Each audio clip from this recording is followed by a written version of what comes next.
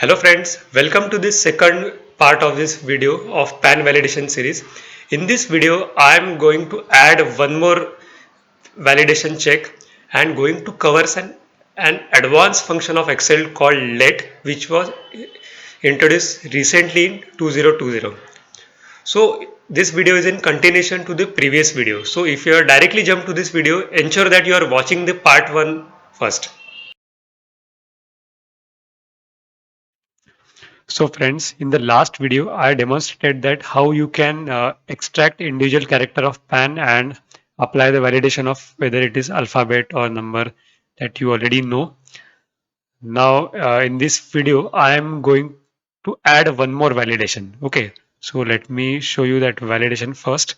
So as you know, the fourth character of PAN is very special. So the fourth character should be an alphabet, but apart from it, it can have character P for person, F firm, HUF company. Okay, like this. So now I am adding one more validation that the fourth character should be an alphabet. We already checked, but that alphabet should be either P, F, H, C. Okay, so for the just explanation, I will take only five alphabets: P, F, H, C, and T. Okay, so we will have to apply an OR function to check whether the fourth character satisfies this test. So now let me insert one more column.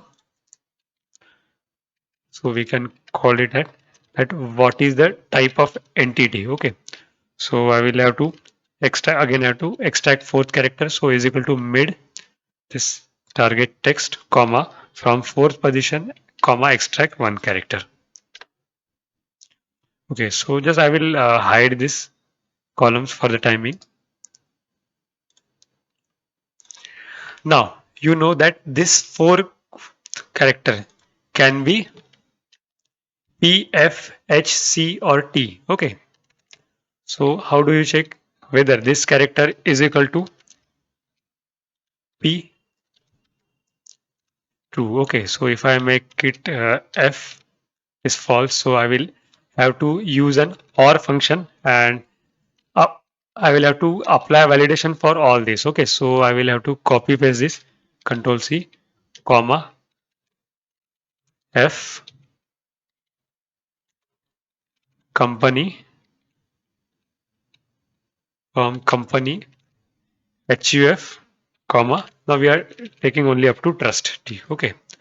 So OR means so the fourth character can either be P or F, C, H or T. Okay. So if it is between any of this character, it will be true. Okay. Let's check C. It is true. But if I enter any other character like W, it will be false. Okay. Because all the conditions have been validated. So in OR function, if any one condition gets fulfilled, then the OR turns true. Otherwise, if all the conditions are violated, then that OR becomes false. Okay. Now, friends, don't you think this formula has grown very big? Is equal to mid. Okay, this mid is actually repetition. Okay. So now another way is that I can just insert one more column and write mid here and link that. Okay. But let's assume that I don't want to unnecessarily keep on adding columns. I want to keep it very concise.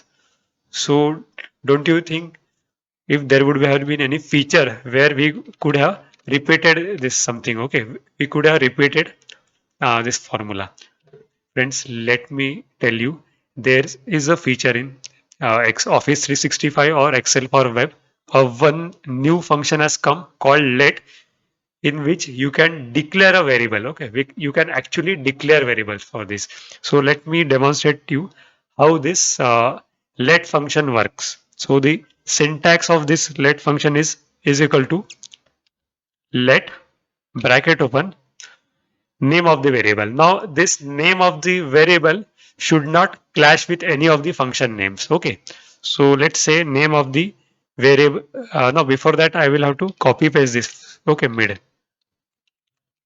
Let me control C and copy this. So is equal to let bracket open. So let's say I want to create a variable by name C. Okay. And there is no function in Excel by name C, comma. What should be the value of this variable? So this variable should contain value whatever this functions yield, mid function yields. And after that, comma, the main formula where you want to implement this C variable. So it would be, now our function would be is equal to, or whether C is equal to P person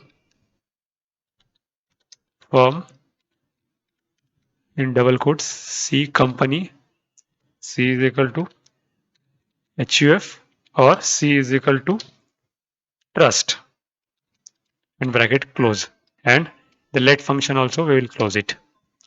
Okay, now let's check.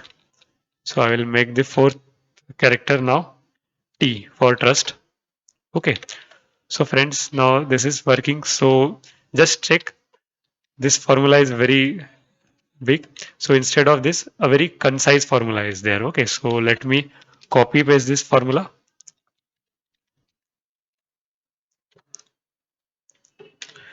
So this way we have added one more validation. Now you can add a few more characters in this. Okay, so now let me